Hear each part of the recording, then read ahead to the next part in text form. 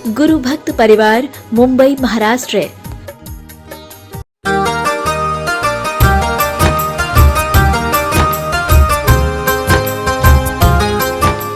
जैनम जयतु शासनम विश्व कल्याण कारकम। उपस्थित धर्म स्नेही सत श्रद्धालु भव्यवर पुंडरीक पुण्यात्मा महानुभाव, संसार में जितने भी पदार्थ हैं उन सभी का अपना अपना स्वभाव है। उन पदार्थों के प्रति कुछ जीव राग करते हैं, कुछ द्वेष।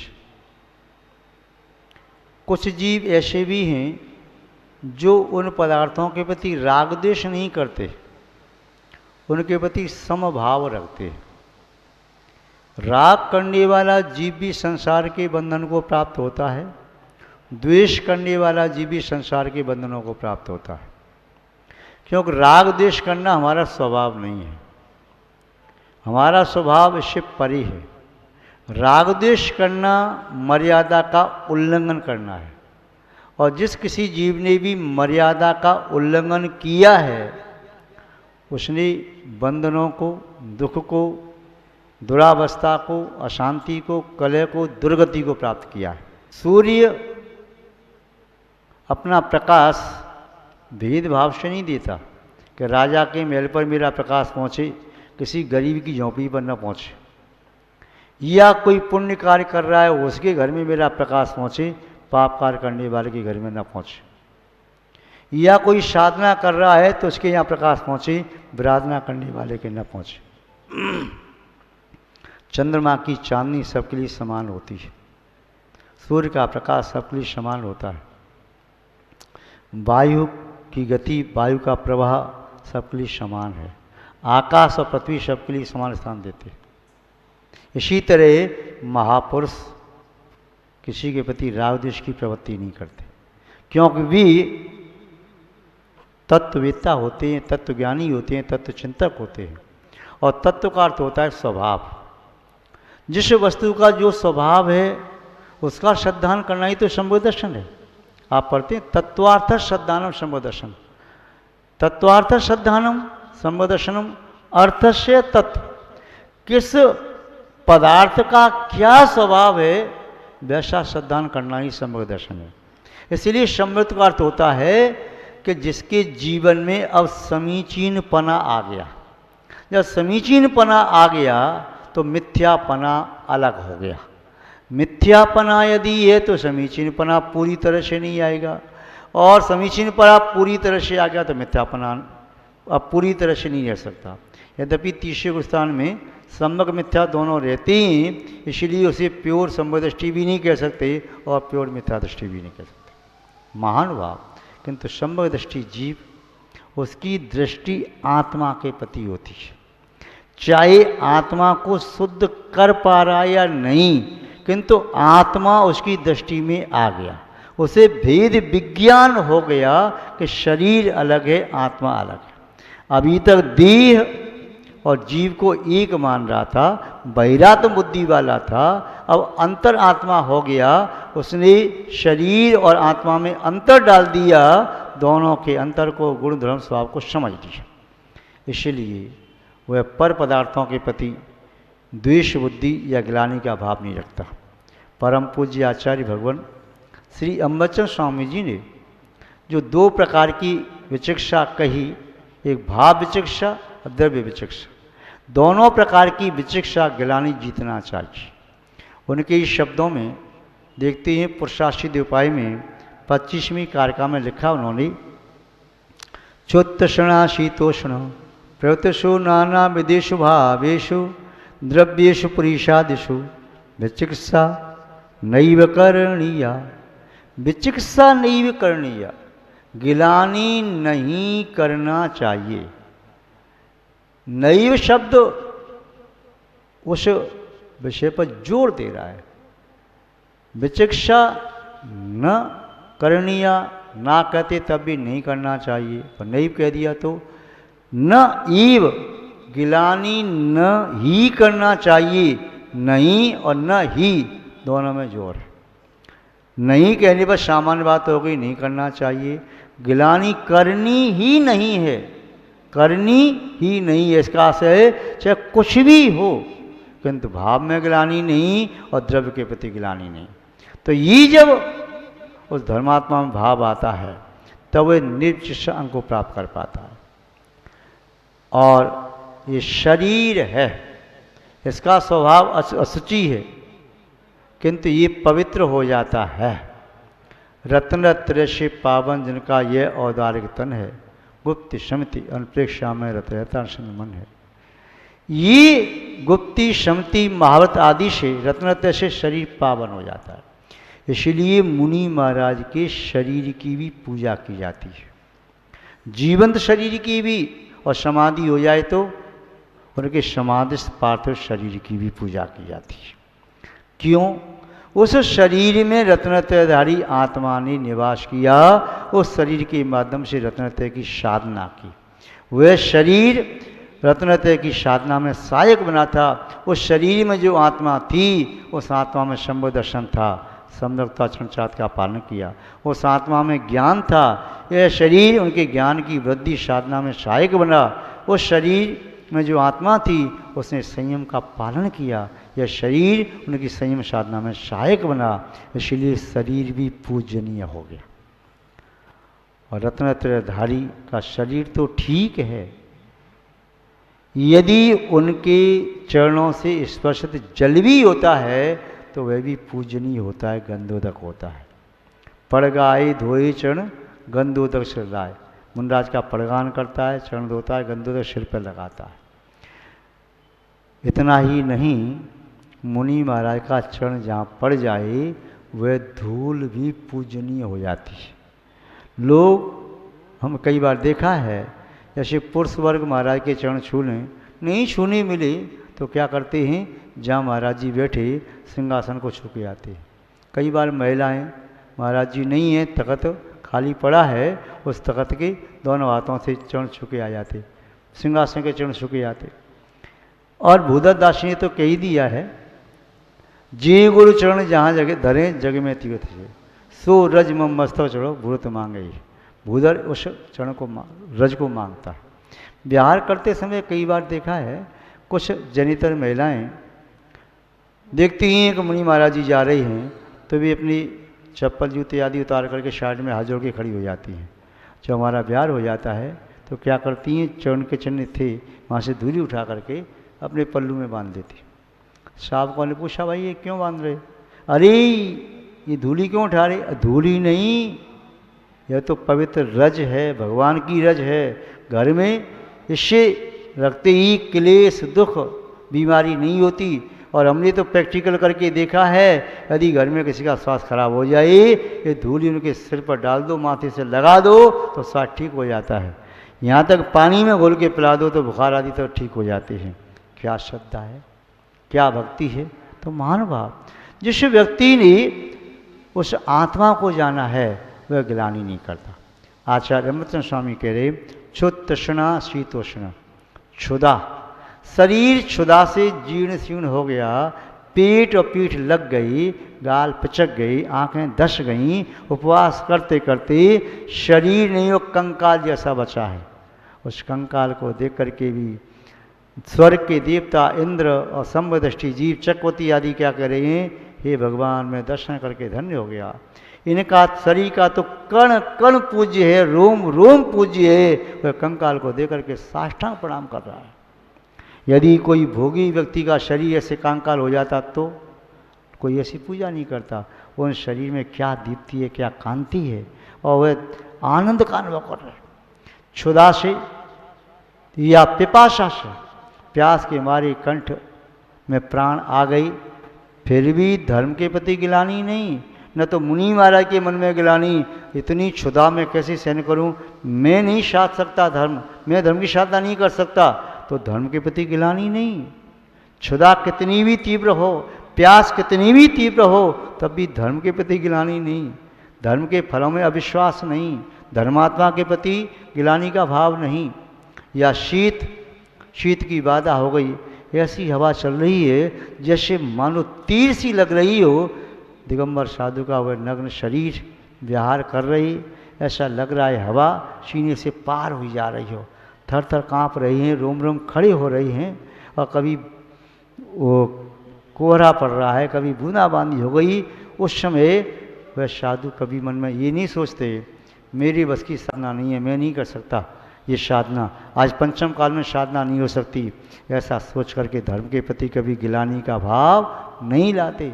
साधर्मी बंधु, आज ठंडी ज़्यादा है तो मैं नहीं जाऊँगा शिव पूजन करने के लिए, मैंने कल उपवास किया, मेरी बस का नहीं है, मेरा गला सूख रहा है, मैं ऐसा नहीं कर सकता, ऐसा सोच करके धर्म से गिलानी नहीं करता। धर्मात्मा धर्म में निष्ठ होता है, फिर शक्ति अंदर से ही सहन करने की आती है। या उष्णता की वेदना हो रही है, गर्मी, हाय गर्मी, बहुत गर्मी है, बहुत गर्मी, अब तो नहीं सहन हो रही, क्या करूं, कहाँ जाऊं, सोचता है एसी में बैठ जाऊं, कूलर के सामने बैठ जाऊं, पंखा चलाऊं। अरे इस शरीर को अनादिकाल से पोषण किया है, शरीर को सुख दिया, सुविधाएं दी, पर शरीर को सुख सुविधा देने में आत्मा को दुख दिया। सब तो पंखा का प्रयोग कर रहे, कोई कूलर में बैठ रहा है, कोई कुछ कर रहा है, सबका हमने जिम्मा नहीं लिया, अपनी आत्मा का जिम्मा लिया। यदि मैं जहर खाऊंगा तो मैं मरूंगा, वह जहर खाएगा तो वह मरेगा। कौन क्या कर रहा है हमने दुनिया भर के बारे में नहीं सोचना, अपने बारे में सोचना है। यदि मैं इस हिंसक उपकरण का प्रयोग कर रहा हूँ, यदि मेरे माध्यम से वायु का जीवों का घात हो रहा, जल का जीवों का घात हो रहा है, और कोई जीवों का घात हो रहा, तो मैं ऐसा घात नहीं कर सकता। अपने शरीर को सुख देने के लिए उन सुख चीज़ों का घात हो, मैं ऐसा विवेकहीन नहीं हूँ, तो ऐसा सोच करके वह गर्मी की बाधा को समता से सहन करता है, गिलानी धर्म के प्रति नहीं लाता। या और भी कोई परिचय हो, कोई उपसर्ग आ जाए, तो वह साधु उपसर्ग को छोड़ करके भागते नहीं कि मेरी बस का नहीं है, मैं नहीं 10 मशक की बाधा सहन कर सकता, मैं नग्नता सहन नहीं कर सकता, मैं क्रूर वचन सहन नहीं कर सकता, मैं चलने में बैठने में दर्द होता है, पीड़ा होती है, काय क्लेश, ये मैं सहन नहीं कर सकता। नहीं, साधु कहता है अरे इस शरीर के प्रति कितना मोह करोगे, यह शरीर संसार का मूल है, शरीर के प्रति आज उपेक्षा भाव रखो, अपेक्षा भाव तो खूब रखा। तो जो व्यक्ति धर्म के प्रति श्रद्धा रखता है, धर्म के मर्म को समझने वाला है, वह कहता है शरीर जाए तो जाए, मेरा धर्म न छूट न पाए, मेरा धर्म नहीं छूटे। और शरीर को थोड़ा सा पक्का कर लो, थोड़ा सा पक्का कर लो, तो सहन शक्ति अंदर से आती है। लॉन्च करते समय अरे लॉन्च की पीड़ा कैसी है, यदि उचकते रहोगे तो लॉन्च करा नहीं पाओगे, संकलेशता से पाप का असर कर लोगे। और थोड़ा शरीर को पक्का किया, फिर लगता है कि लॉन्च कब हो गया, मालूम नहीं चला। तो किसी भी पीड़ा के आने पर थोड़ी अपने मन को पक्का करो, शरीर को दृढ़ करो, आत्मशक्ति तुरंत जागृत होगी। और धर्म के प्रति गिलानी का भाव नहीं आएगा, संयम के प्रति गिलानी का भाव नहीं होगा, तपस्या के प्रति गिलानी का भाव नहीं होगा, साधना के प्रति गिलानी का भाव नहीं होगा। और इस गिलानी को भी जीतना है, केवल पदार्थों की गिलानी नहीं, इस प्रकार की गिलानी भी जीतना है, तभी तो हमारा संबंध निर्मल हो पाएगा। और संबंध जब निर्मल होगा तभी तो आत्मा को निर्मल बना पाएंगे। कितनी महापुरुषों को उपसर्ग हुई, भगवान पार्श्वनाथ स्वामी मुनि अवस्था में, गुरुदत्त मुनि महाराज, पांडव, अभिनंदन आदि 500 मुनि, या गजकुमार मुनि, सुकौशल मुनि, सुकमाल मुनि, किन किन की कथा सुनोगे, कितने उपसर्ग हुई, क्या कोई मुनि वहाँ से भागा? दंडक राजा ने गानी में पिलवा दिया मुनिराजों को, क्या कोई मुनि वहाँ से भागा? कोई नहीं। ये पूर्व कर्म का उदय है, मैं इस पूर्व कर्म को उदय से घबराऊंगा नहीं तो और कर्म का बंध होगा। मेरी उदय में ये कर्म केवल एक बार आएगा, एक कर्म 2 बार उदय में नहीं आ सकता। और मैं संकलेशता बनाऊंगा तो और ज़्यादा कर्म का बंध होगा। क्षमता भाव रखने से कर्म निर्जीर्ण हो जाएगा, मेरे कर्म की निर्जरा हो जाएगी। महान भाव। और भी हमने कई श्रावक धर्मात्मा देखे हैं, कितनी भी प्रतिकूलता आई, कितनी भी विपत्ति आई, उन्होंने साहस धैर्य नहीं छोड़ा। धर्म के प्रति एक बार भी अश्रद्धा का भाव नहीं आया। कुछ लोग जो कच्चे खिलाड़ी हैं वे कहते हैं इतना मैं धर्म कर रहा, फिर मेरे पिताजी मर गए, मेरी माँ बीमार है, मैं ऐसा कर रहा ऐसा कर रहा। उनका तो कभी कल्याण संभव ही नहीं है। किंतु जो परीक्षा में खरे उतर जाते हैं निस्संदेह उन्हें संसार में कोई डुबा नहीं सकता। तो मान भाव, इन भावों को भी, ये भाव जो हैं प्रवृत्तिषु नाना विदेशु भावेषु, ये नाना प्रकार के भावों में जो गिलानी नहीं करता उसकी वह भाव निर्विचिकित्सा कहलाती है। भाव विचिकित्सा को जितना भाव निर्विचिकित्सा, और द्रव्य विचिकित्सा को जितना द्रव्येषु पुरुषादिषु, गंदगी मल विष्टा। कई बार व्यक्ति का स्वास्थ्य खराब होता है तो उसका मल इतना बदबूदार होता है कि वहाँ से निकलना बड़ा मुश्किल हो जाए। उसका केवल विष्ठा ही नहीं, कई बार तो किसी व्यक्ति के मूत्र में भी, पेशाब में भी बदबू आती है, और तो और किसी व्यक्ति के पसीने में भी बदबू आती है। और तो और जब मुनि महाराज मंजन नहीं करते, कुल्ला नहीं करते, दांतों की शोभा नहीं बढ़ाते तो मुख में से भी बदबू आती है, या कहीं कोई घाव हो जाए तो बदबू आ सकती है। किंतु मुनि महाराज शयन करते हैं और सम्यक दृष्टि विवेकी शावक उनके उस व्रण का, रोग का उपचार करने का प्रयास करता है, पुरुषार्थ करता है, और नहीं तो कम से कम गिलानी नहीं करता। कुमार पार्श्वनाथ जब वे राजकुमार अवस्था में थे, वन विहार करने के लिए गई, तपसी तप कर रहा था, लकड़ियाँ जला रहा था, पंचाग्नि तप कर रहा था। उन लकड़ियों में नाग नागनी जल रहे थे। वे नाग नागनी जलते हुए जिनके शरीर झुलस गए थे, शरीर की चमड़ी जल गई थी, मांस दिखाई दे रहा था, रक्त बह रहा था, मरणासन्न थे, उनकी घायल अवस्था को देख करके लोग तो नाक बंद करके भाग जाते, भाई मेरे वश की नहीं। किंतु जो तीर्थंकर जिनके दो कल्याणक हो गए, गर्भ और जन्म, उसी ओर से नियम से मोक्ष जाएंगे। वे राजकुमार जिनकी व्यवस्था सौधर्मेंद्र से स्वर्ग के देवता कर रहे, बाल सखा खेल रहे, वे राजकुमार पार्श्वनाथ उन जलते हुए नाग नागनी को संबोधन देते हैं, बैठ जाते हैं, महामंत्र का सुनाते हैं, कहते हैं क्रूरता छोड़ो, क्रोध छोड़ो, तुम्हारे पूर्व कर्म का उदय है, तपसी ने तुम्हारा घात नहीं किया, तुम्हारे कर्म की निजरा किए, ये तुम्हारी हितकर है, अपने परिणामों शांति लाओ। परिणाम शांत हुए, मृत्यु को प्राप्त करके दृढ़ पद्माप्ति हुई। जीवेंद्र कुमार का सुना है। जीवेंद्र कुमार जब पूजा के लिए जा रहे थे, मार्ग में एक कुत्ता घायल अवस्था में पड़ा हुआ था। वो पूजा के कार्य को भूल गई, उन्होंने क्या किया, उस कुत्ते को रंभोका में सुनाया। चारुदत्त ने बकरी को, कुत्ते को कितने ने सुनाया, गिलानी नहीं की। तो धर्मात्मा कभी धर्मात्मा से गिलानी नहीं करता, उससे उसका शरीर नहीं, उसकी आत्मा, आत्मा में धर्म दिखाई देता है। इसलिए मान भाव गिलानी को जीतना है।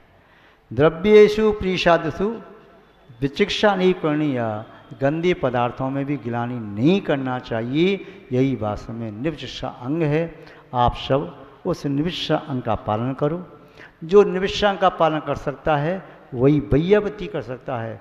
नंदी शैन ने गिलानी को जीत कर देवी ने आकर के परीक्षा ली, तो नंदी शैन ने उस परीक्षा में पास होकर के देव मुनि बन करके आया, वैयावती की वमन आदि कर दिया। किंतु वह वैयावती करने से, गिलानी न करने से वह नंदी शैन वसुदेव हुए, कामदेव हुए, जो अंधविष्णु सुभद्रा के पुत्र नेमनाथ के सबसे छोटे भाई।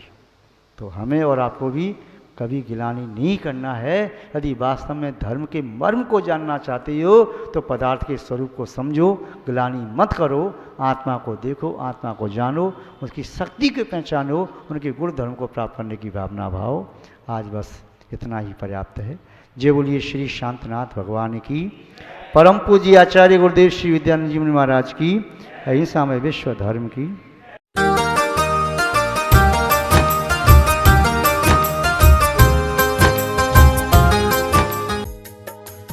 इस कार्यक्रम के पुण्यार्जक थे गुरु भक्त परिवार, मुंबई।